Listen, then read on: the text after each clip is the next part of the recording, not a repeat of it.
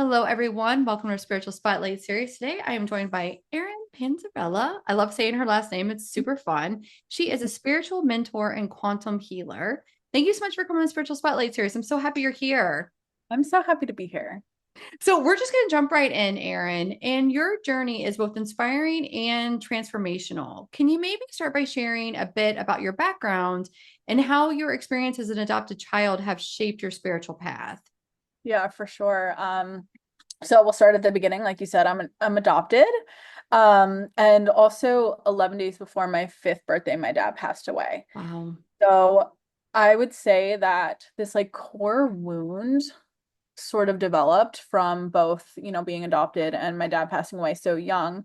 So this fear, I would say, of abandonment was really, really big in my life. So of course, I was very young, so I didn't really understand this. And I was so convinced subconsciously that I was broken, that everyone was going to leave me. And it really impacted the way that I showed up in my day-to-day life through childhood, through preteen, teenage, and early adulthood. So I went down a pretty dark path for many years because I really was trying to fix myself. I thought Mm, I was broken, but I didn't realize how big of an impact the grief that I had was really like weighing on me. And I think being adopted and also losing my dad so young, a lot of people don't really know how to approach that subject. So yeah. even I was one of the only adopted people that I knew, and I feel like everyone didn't know how to approach the topic of adoption. And then when my dad had passed away, no one spoke about death. So there was these things coming up within me that I felt like I couldn't talk about with people. And I had a lot of, I would say, like repressed sadness, grief, anger, whatever it was that kept bubbling up to the surface, and I Mm. really didn't know how to manage it. So, like I said, I kind of felt like I was broken. I felt like I was very different. I felt like I was weird. And in my first year of college, I tried out for a sorority and I really didn't want to do it, but everyone was doing it. And this whole group of, girls, women rejected me. And that sort of experience really brought that core wound that I'm broken and I am different up to the surface to a point where I could not ignore it anymore. So I really started to fall into like a deep depression. I had a lot of anxiety. And my mom, who had been a Reiki master healer for many years, some of the things that she was doing, I was so resistant to. I thought my mom was doing this weird stuff. Friends would come over when I was younger and I'd be like, they're like, what is your mom doing in the basement? I was like, I don't know. She does this weird things. But some of the modalities that she started to use, I became really open to using them because I was so desperate to feel better. Yeah. Um, I just knew that the way that I was living my life, I was not going to be here much longer if I continue down that path. And I definitely know that so much of my own spiritual healing journey has been connecting with those core wounds, connecting with like what impact being adopted had, what Mm. impact losing my dad so young had, and really the thread that my mom sort of planted with the spiritual healing journey is one that I've been on now for like I've almost 15 years at this point, and it has been, so transformational, but that's really what led me to the journey for sure. I love that. So, what was it about your first experience, with a Reiki healer, probably your mom, that resonated so deeply and inspired you maybe to pursue more of a career in spiritual healing? Yeah, I love this question. I'm going to share actually one that's not related to my mom. So, That's okay. so when I was younger though, I would have really horrible menstrual cramps, and that was the only time I would let my mom do Reiki on me because I was like in so much pain. So she would be like, "Let me do Reiki," and I was like, "Okay, okay, fine," and it did help. So there was this little like inkling of like, okay, whatever she's doing, like sort of works. Like whatever it is, I don't get it. It's weird, but something works. But I feel like so much of the beginning of my own spiritual healing journey was connecting to spirituality aside from my mom, like without her, because I really needed to explore it on my Yeah. own. now we have so many conversations about it, but really in the beginning, it was like, okay, let me do everything I can, like without her. So I went to a Reiki healing circle at a yoga studio, like near my friends were like, hey, you want to go to this Reiki circle? And I was like, yeah, sure. It was the first time I was ever in a Reiki circle. And I just thought, going with some friends to a yoga studio, I didn't really have an idea of what was going to transpire there. And that Reiki healing circle was one of the most transformational healings I've ever received in my life. I essentially had sort of flashbacks of past lives. I connected with Christ consciousness for the first time, where like Jesus came into this Reiki healing circle. And I grew up Jewish, so I really had no You're connection. like, Yeah, hello. I really was like, what is Jesus doing here? Um, but I really had this huge awakening in that experience. That Yeah. was so monumental because prior to that Reiki healing circle, because of my own abandonment wounds, because of the way I was navigating, because of fear of people leaving me, I had a really big pattern of lying. I would Mm, like hide. I was so afraid to like show people my authentic self. I was like living in secret and so many things. I had so much shame. And after this Reiki healing circle, I had like no desire to show up like in that lying, in that secrecy. And it was something yeah. that was such a big healing within me that I was completely transformed after that one circle. And I was like, after that, it was kind of like, okay, I'm sold. Like, let's dive in to whatever we can here. But in that Reiki healing, I felt unconditional love like I had never felt before. I had seen past lives where energy was getting like pulled out of my body, this like dark energy that I'd held on for so long. And I saw this all happening. I never had experience Yeah. like that before, that it really was so transformational for Oh, me. I love that. That sounds so amazing.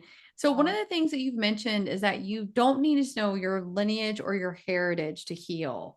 Can you Mm. maybe elaborate on this and explain how someone can begin their healing journey without this knowledge? Yeah, I love this question. So even with this experience, like in this Yeah. Reiki healing, so much healing happened to me, but I didn't really consciously know what I was healing. So there was a lot of things that came up, like I said, with a past life, like I had no idea about any of that. This was the first time I ever experienced it. And when I was in this Reiki circle, I was so open to receive this like knowing of my own innate wholeness. I really believe that's what healing is, that something transformed within me that I didn't need to consciously know.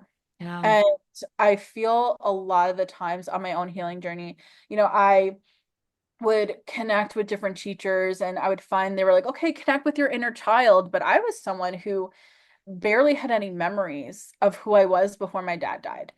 I had a lot of things blocked out from traumatic experiences in my childhood that I didn't have conscious memories Mhm. of, like what the joyful inner child was. Yeah. I didn't have conscious memories of what happened when I was adopted. Like I know that something happened like energetically, but I don't remember the moment I was born and then being pulled from like the birth mother. Yeah. So really my work was like, how do we work with the energy of it? How do we work with the subconscious, who I mean, I believe has the memories, even if we don't have to consciously remember it. And I really decided to dive into how can we, instead of like getting obsessed with talking about the past or Yes. obsessed with like trying to figure out the root cause in a way that just like talking it out, I was like, how can we get to the energy underneath? How can we get to the beliefs that are existing without necessarily needing to recall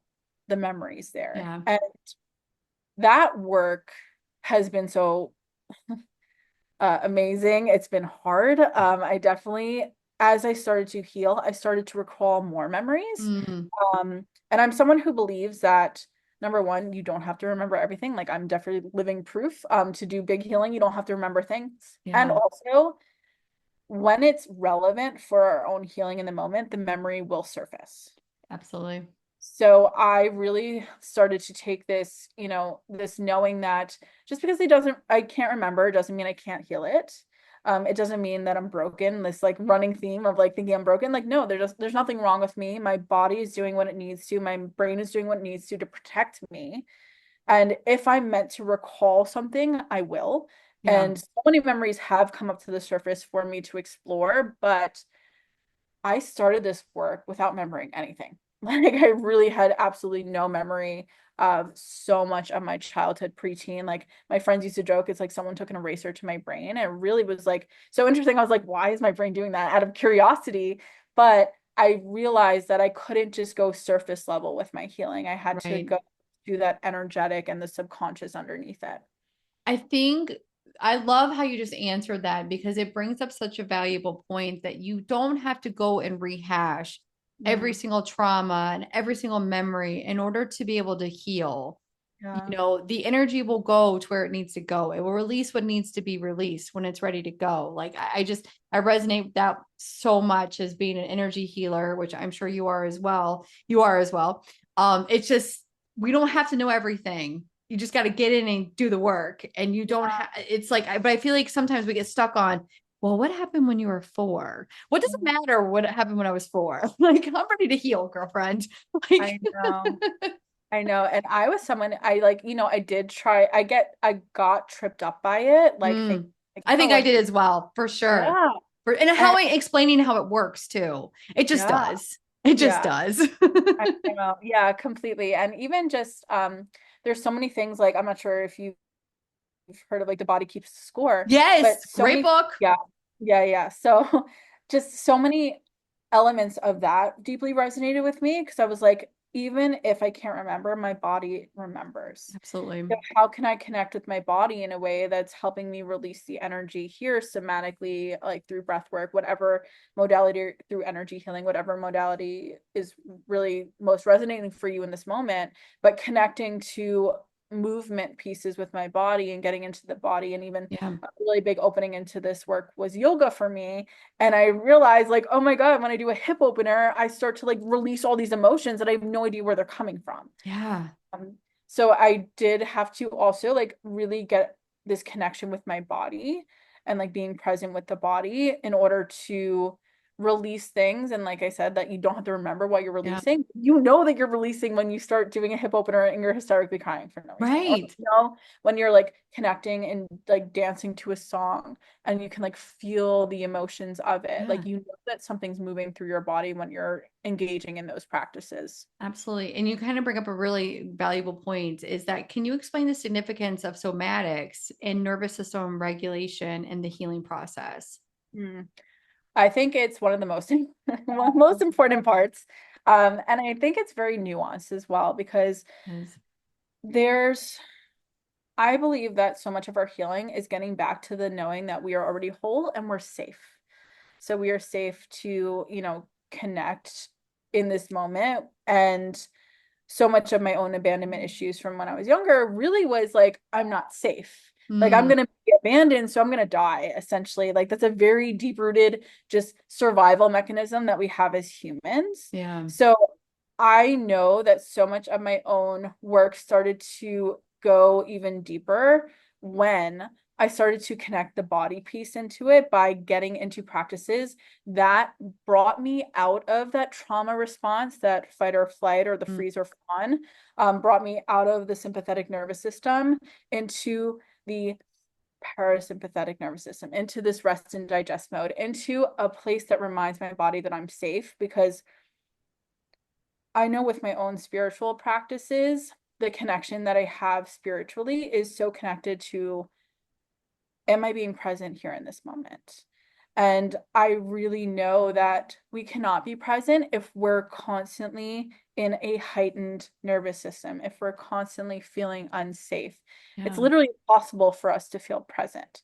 So, using the nervous system regulation tools that we have is so vital to connecting to this number one, like knowing that you're safe and also like expanding you into a life that you want to be living, a life of joy, a life, like I said, I think all of these tools are really bringing us back to present. So like, can we get present in the here and now?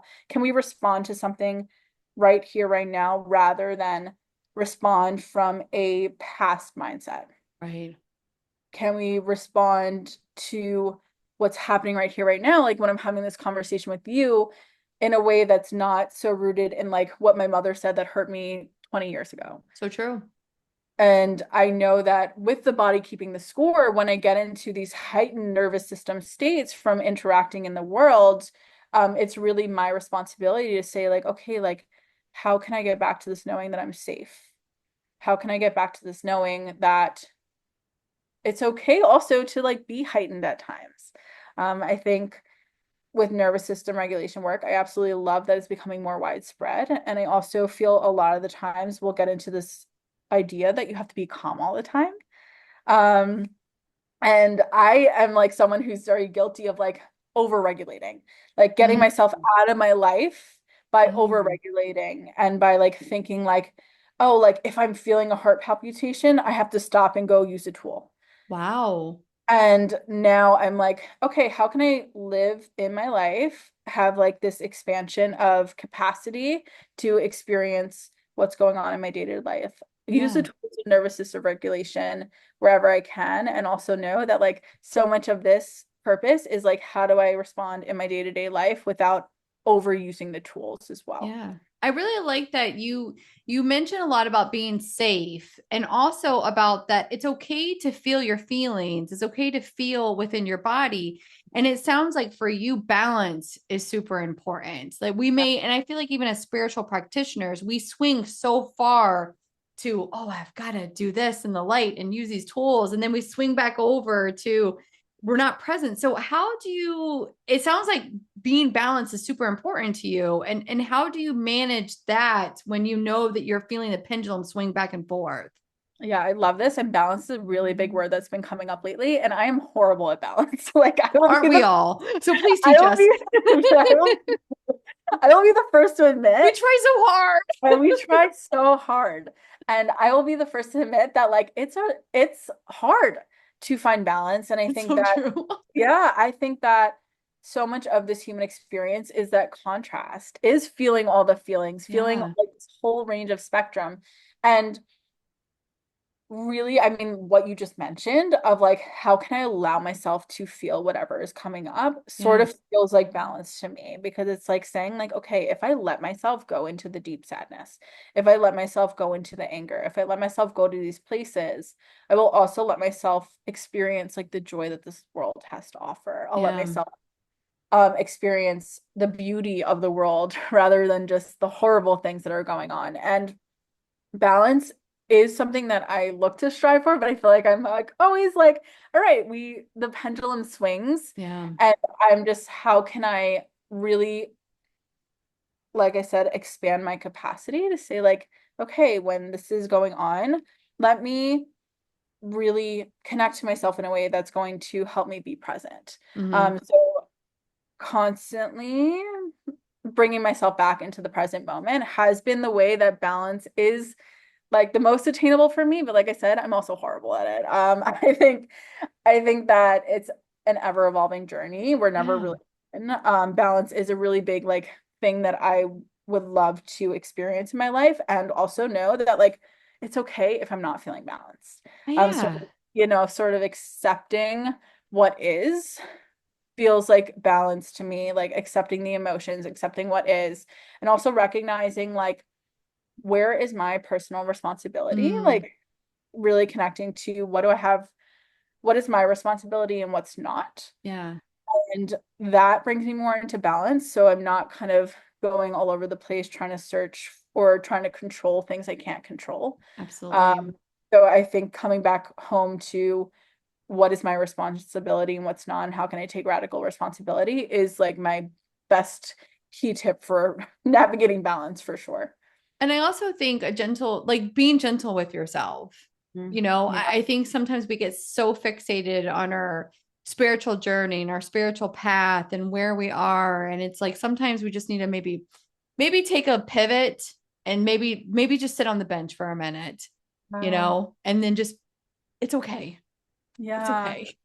I think that it's so important that you mentioned that because I was someone, even with these ideas of like connecting with your higher self and Yes. like, expanding into that ideas I absolutely love. Like I do that a lot of that in my work, but I was kind of like pedestalizing the higher Mhm. self as this version of me that was better. And I Yeah. was, yeah, and I was like trying to like meet the standard of my higher self. I was trying, Yeah. like, I was trying to like achieve what I thought the life that my higher self would be living was. And I kept falling short because it was this impossible standard I was making for myself. So Yeah. like you said, like sometimes we just gotta like go sit on the bench, like be here now. And I think a lot of the times we'll get like obsessed with like, oh, am I living my life in alignment in the perfect way? When really like it's not about perfection at all. No. It's really like how can I take like one messy step, one messy action forward and like give myself so much grace in this process. That's such a good point. And I really like that you kind of brought up your higher self. And you're right. It's almost this idolized, it is an idolized version of ourselves. And where are we being authentic in this process to Yeah. our true selves, while trying to achieve this higher self essence? So, Yeah. and that is a struggle. And I can feel the tug of war. And sometimes it's like, again, we are a soul having a human experience, and how are we honoring our human experience by trying to be our higher self? Like, Yeah. it's an interesting, so you're bringing up a lot of very good valid points today. I'm like, reminder to self. But it's a good point, because I know, for even for myself, like struggling, like, okay, bring in your higher self and make sure to connect and make sure to do this and make sure to be centered and da, da, da, da, da, da, da. And it's like, well, why don't you just be? Yeah. Why don't you I just know. chill? Yeah. I know, and that's why I feel like the balance of it is so hard because we can, I think I know personally when I connect in meditation, just like 10 Yeah, minutes, if I'm connecting consistently, I feel better. But definitely. if I'm saying if I didn't meditate today, Oh, there's something bad, yes. that's where we get into like a little bit of sticky situation. Yes. I'm like, how do I hold the nuance that showing up for myself Mm, consistently feels really good and I feel really like settled in my body and it really is helpful without getting into that perfectionism or like yeah. the like if I don't do it, then I'm bad sort I of love that. thing. I Yeah. really appreciate you're very vulnerable and you're very authentic with, how you are, which I would imagine that translate to like your membership groups and like Mm, to how you coach your clients. And I know one of the things that you do is you have a mentorship method that's designed to help anyone heal, yeah. regardless of their past. Can you maybe describe some of these methods and how they differ for maybe some traditional healing practices? Yeah, for sure. And I think, I mean, authenticity is really one of my big values because I lived a life like that was really inauthentic. I lied all the time. So I like to approach it as like, come as you are. Like, Love I'm that. like, this is a safe space for you. Like, I definitely know the importance of creating safe spaces. I also know the importance of being trauma informed, of Mm, like not going too much too fast. Like that's really what I believe trauma is too much too fast, where you're yeah. not having the capacity. And I've been in spaces where they went too much too fast and they weren't aware of what impact that was having. So I'm definitely mindful of that in my spaces, but I take a multi-dimensional approach because I know that there's so many different elements. I also know there's so many different modalities, Yes. so many different practices. I know like in certain parts of my life, really like connecting with somatic work and my body is really, really important for me in that moment. And then Absolutely. I also know that there's other parts when I'm connecting in the Akashic records, which Yeah. is very much like taking a higher spiritual perspective rather than like the nitty-gritties of human life. Like some points that's really important for me. So I'm like, how do we approach this from a holistic level rather than one size fits all. Yeah. Um, and I've had the privilege of doing this work for, like I said, almost 15 years now, where I've dove into so many different modalities. I've seen what works, I've seen what doesn't. Yeah. I've I'm definitely a spiritual seeker in that way. And I know that there's up and downs of the human journey. Yeah. So I'm going to be someone who sits with you in the ups and sits with you in the downs. I think a lot of the times we're afraid to show those parts of ourselves. We're afraid to show up when we're down. We're afraid to show up in our shame. We're afraid to show up in our sadness. We're afraid to show up in all Mhm. of it. So the tools that I have is number one, how do we honor whatever is going on right now? Yeah. And then we have to honor it first, and then we can work on shifting it if you feel called to shift it. Yeah. But I found that honoring it and letting it be as it is like the key piece in shifting what's happening. Yeah, absolutely. It's almost like once you uncover that layer, I feel like energies will align to help you shift and heal it. Yeah. And it's kind of like you and I are very similar in the fact that, we have a lot of healing modalities that we're trained at, but you're going to bring what's best for that client in that moment. And it may be the records, it could be moving your body, it could be quantum healing. It's like, but you know intuitively what to bring to them, and they'll meet you, what with what they need as well. And I like that.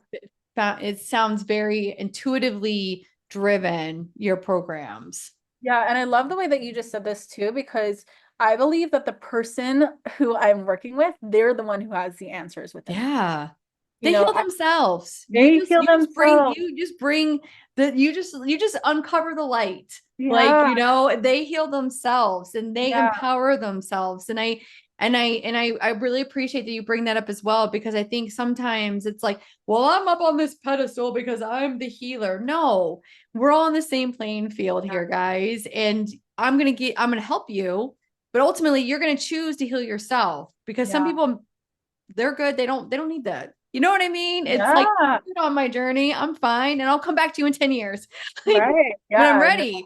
Yeah, completely. Yeah. And I think that that's like another core piece. Like, I feel like I want to show up authentically to like let Yeah. everyone else also know, like, I'm not perfect. Please do not put me on a pedestal. Like, I am Yes. your guru. Like, you are the one who gets to have responsibility for your life. Right. So I can like, guide with the tools that we have, but I know it's really all you. And like when people thank me, like I'm always like, I receive that. Thank you so much. And also like please thank yourself in this as well because Right. you are the biggest part of this equation. And I know what it's like to get onto the spiritual path and put people on pedestals. I know Mm. what it's like to think that they Yeah. know more than me, that they're more And they present, don't. they're more aligned with their higher self than me. And I know that using the tools that I've had have Mhm. helped me get to the spot that it's like Yeah. I am you and you are me. Like we Mhm. are really like all this like collective connection. Like we are all one. And when Absolutely. we're really rooted in that, I think that we can have way bigger of an impact on the people that we work with, the people who hold space for, Yeah. knowing like we are, like you said, we're on the same level. Yeah.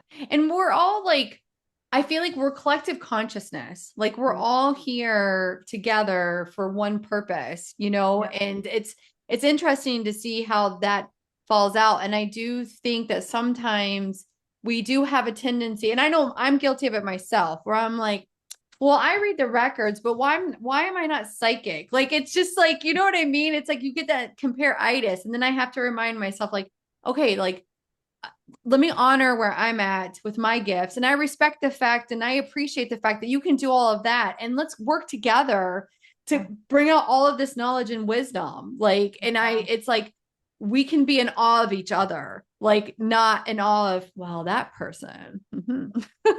I love this point too because so much of what I want to like convey to people is like Yeah. we all have a special unique gift within us. Yes. And even when Yes. like, when I like help people in reading their own records, I'm like, Right. it might look completely different than the way that I read records. Amen.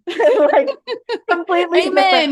Because Yeah. like, Yeah, like and I'm like and neither of those things is wrong. Like I yes. remember believing I wasn't psychic because I didn't connect with the other side in the way that I Yeah. saw of mediums and psychics do.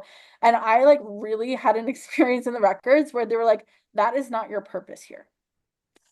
I love that. I Yeah. love that you had that experience. I Yeah. really do, because I do think we shame ourselves. It's like, Yeah. well, and yes, I love that you had that experience. Yeah. I mean, and it really was life-changing for me because Wow. I can yeah, feel it. I can feel yeah, it. It's like, yes, yeah. And I because you're feel right. It's not part like of your purpose. no, it was Yeah.